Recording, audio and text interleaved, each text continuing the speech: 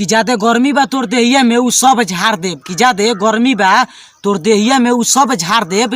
आ बेटा बिहार के लइका से बराबरी करबे, कि बेटा बिहार के लइका से बराबरी करबे, हई जमीनिया में जिंदा गाड़ देब।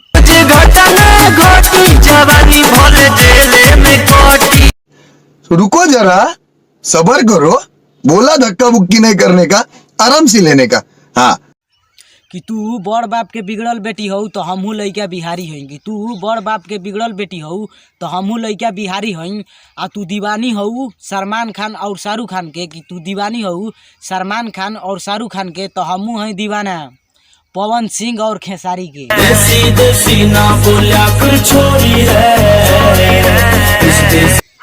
कि बिहार में अइबे तो औकात दिखाइम, कि बिहार में अइबे तो औकात दिखाइम। आ हेजे निहुराइम आ टॉप दे लगाइम। भारी ये तो जाने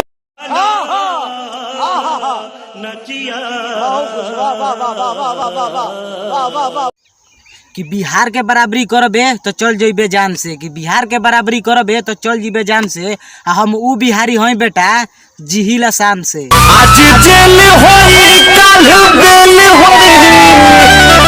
हर लड़कियों का ख्वाब हूँ मैं, कि हर लड़कियों का ख्वाब हूँ मैं। थोड़ा गौर से देखिए दुनिया वालों, यूपी बिहार का नवाब हूँ मैं। जिया हो बिहार के लाला। कि बिहार ब्रांड ह ब्रांडे कहाई, कि बिहार ब्रांड ह ब्रांडे कहाई। आ जे बेटा बोली, कि जे बेटा बोली उहे सबसे पहिले ठोकाई।